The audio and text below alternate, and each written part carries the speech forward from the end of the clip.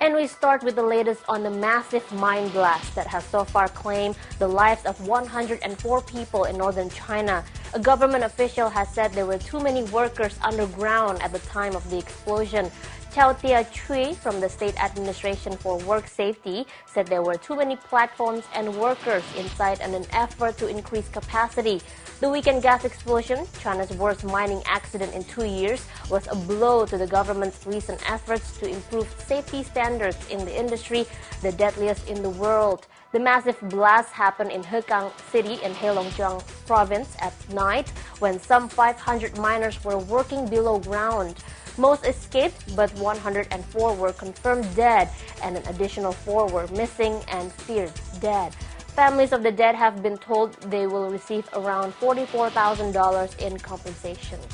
Beijing on Monday criticized a U.S. government report that said Chinese spies are aggressively stealing American secrets, saying the report was full of prejudice and warning that it could damage U.S.-China relations.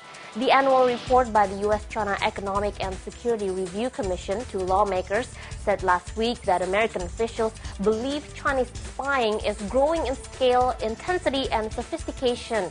It urges Congress to review the U.S. ability to meet the rising challenge of Beijing's espionage. Foreign Ministry spokesman Qin Gang said the report ignores the facts and is full of prejudice and ulterior motives. Chinese and North Korean defense chiefs have pledged to strengthen their long-standing military alliance. China's Defense Minister Liang Guangli is visiting North Korea 2 weeks before the U.S. North Korea envoy Stephen Bosworth is due to visit. North Korea's neighbors and the U.S. are to restart talks on the ending of Pyongyang's nuclear programs. China has been a firm ally of the North since they fought together in the Korean War against the South. But analysts say China appears increasingly willing to push the boundaries of its special relationship with the North to support the nuclear talks. 5 people officers will stand trial today for the death of a 19-year-old student in custody in March.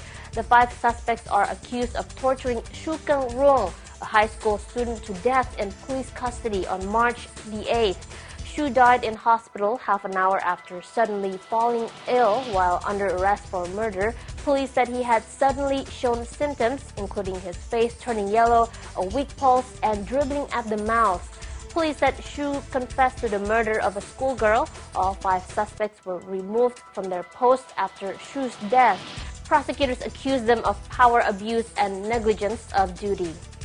A Chinese court on Monday sentenced to 3 years in prison a veteran dissident who had criticized the government's response to the 2008 earthquake that killed about 90,000 people. Huang Qi was convicted of illegally possessing state secrets by the Wuhou District Court in western city of Chengdu. Huang was detained in June after posting articles on his website criticizing the government's response to the massive May 2008 earthquake that struck Sichuan province. Huang had also spoken to foreign media outlets about parents' criticisms that their children had been crushed in badly built schools. And sticking with earthquakes, another quake measuring 4.8 on the Richter scale jolted Sichuan province in southwestern China Monday afternoon. The quake struck at 3:25 p.m. with the epicenter in Wenchuan County. Wenchuan was also the epicenter of the 8-magnitude quake of May 12 last year. The Provincial Seismological Network said the tremor, which was also felt in the provincial capital of Chengdu, was the aftershock from last year's quake. And that's the BON headlines for now, but we'll be back with more news after this.